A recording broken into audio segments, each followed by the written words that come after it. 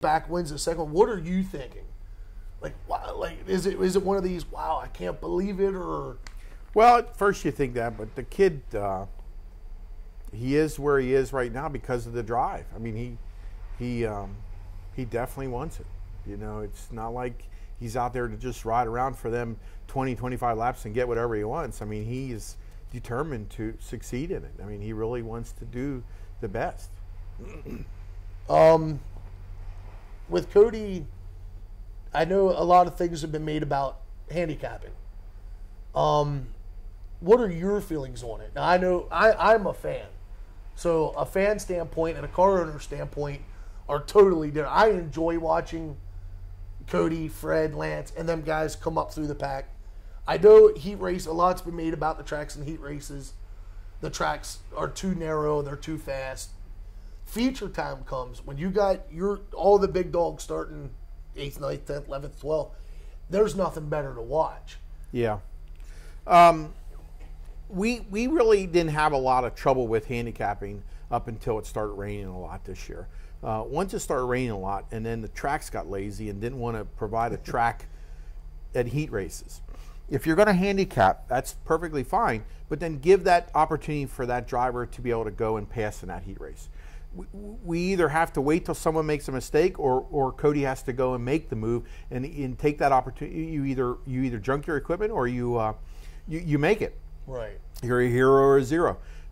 If the tracks were prepared a little better. Now, personally, I don't want them handicapping twice. If you make that invert, then I feel you should be able to start heads up. And personally, it will be a mixed up thing. You're not going to get Cody or Fred to get to that invert every week. Right.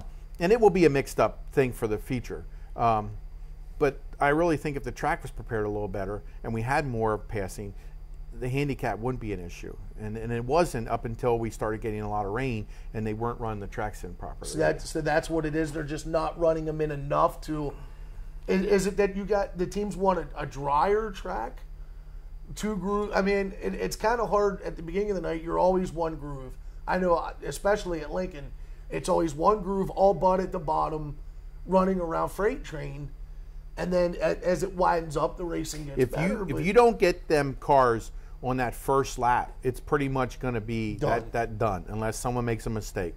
And and that possibility is a 50-50 chance that guy in front of you is going to make that mistake. But if you don't make that move in that first lap, you're pretty much going to be where you're at, and unfortunately. But I think if they ran a little better, we just got to get a better handle on preparing the track, that it's good for a heat race, but yet we don't overdo it, that we end up with a dry, a rubber down track in the future. Now, do you guys see an improvement when the 358s are up there? Because they usually run the heats for the 358s first. So that gives the track, I know at Lincoln they do, it pushes the groove out a little bit more. I would think it would be better. You'd have to know, you would know better with statistics, and that would be something to even look at. That would really tell you if it is good or not. More homework for me. That's just what I needed. That would be good to know. See what the results were, where they came from. We started 12th in a heat race at Williams Grove and ended up 2nd, and we still had to start 12th in the feature. Because of the points. Yeah, it just doesn't, and it's money earned, And Greg won the Outlaw races, but the Outlaw races didn't count to the thing. Now you get points for it. But it's only Williams Grove is based on money earned. So Greg won the Outlaw races, but they didn't count against the thing. So that night Greg started in front of us because his race that he won didn't count, but our All-Star race that we won counted against it. But they count the points for the races. No, the All-Star. Just Williams Grove is just money earned. Well, no, but I'm saying for like the total points. Yeah. The Outlaw races count. They count the points. Yes. Well, that seems kind of retarded. You're going to count the points. I mean, you're going to. Greg's getting the winner's share of the points, but then his winner's share of the money don't go against him when it comes to. No. And that could be anybody, really. It just happened to be Greg this year. Yeah. But we were a couple cents more on an average race than Greg was because of the All-Star race, and we had to start behind them all. I know. I saw guys at Lincoln this year, a couple rookies, where they got lucky and made the first couple shows, and they were handicapped back to starting 10th, 11th in their heats, where guys like Lance had that one bad show, didn't make it, and they were starting up from like, He's won a race. How does this guy's barely making the show? Lance wins and he's starting in front of him. Nothing against Adam Wilt, and you know, I mean, I do a lot of business with their family, but just using him for example, why should he be starting on the front row 10 times at Williams Grove? Well, it happened. I did an article back in the beginning of the year where there was one driver who started up to that point, and I think I did this in June, had started on the front row of his heat and the feature all but every week. One week or 2 weeks he might fall back to third or fourth. And that's where I agree. It doesn't make sense. Yep. I mean, I like to see the low buck guys get their shot. I like to see the Tim Gladfelders, the Gerards, obviously, the Sean Weavers get their wins. Could we do it on a 3-week or a 4-week that would make more sense. Race, you know, based it on that? That might help out too. Yeah, I mean, I enjoy seeing the first-time winners win, but I understand from your point. Being handicapped helped that kid learn how to race, though. Right, yeah, because you learn how to pass. Yep. Now he'll be able to go out in the Outlaw Tour and...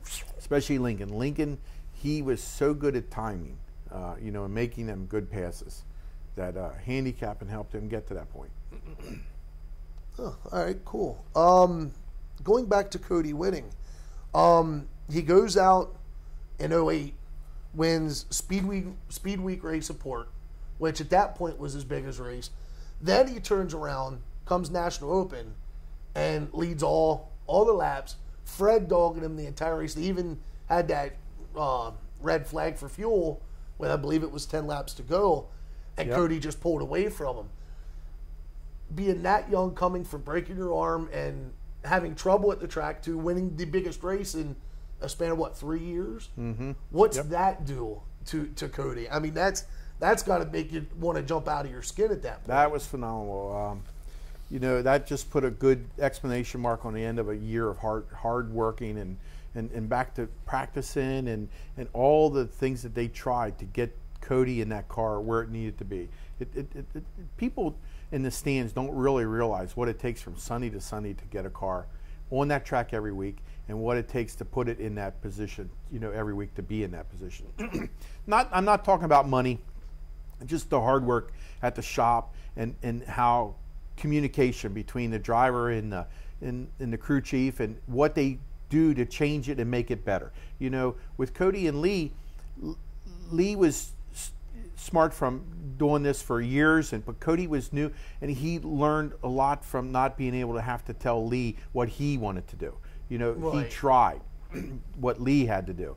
You know, same way with Steve. Them two worked together so hard and got it down to what they both needed, not what one thought the other one needed, but what both needed. Well, and it really meant a lot. I was going to ask how much of that success can be attributed to Lee coming on board and getting that car set up to where Cody didn't have to worry about anything but driving. The way Lee set the car up and the way Steve is a great worker. I'm telling you, you're never going to find anyone that works harder than Steve does. Steve is awesome person. Just not only, you know, as a person, but as a worker. He's just a great.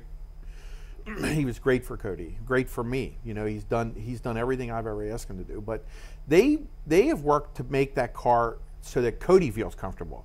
You know, you may get in that car, or Fred may get in that car and it completely off, you know, where it doesn't need to be. But you need to make the driver comfortable. Right. And that's as important to anything. You know, and we're finding that with the Kasey deal. You know, Cody's looking at the car being set up a complete different way than Joey is, and then they're seeing that. But Cody has such good feedback from working with Steve and Lee that it's going to be a success, you know, just in that part. Because there's always that learning curve of the driver in the car or the crew chief. Okay, what do we need? Well, I know I've heard drivers tell me they never listen. They say, well, this is how it should be set up, and I go out and it's junk and I can't race it. Yeah, and that's not the way you need to make that driver feel comfortable. So the crew chief needs to listen to the driver, but he also needs to be able to look at what that car's doing on the track and understand, you know, is Cody really seeing or feeling what he believes? Right. Now, for the Outlaws this year, is Steve going out with Cody? We're still working on them details.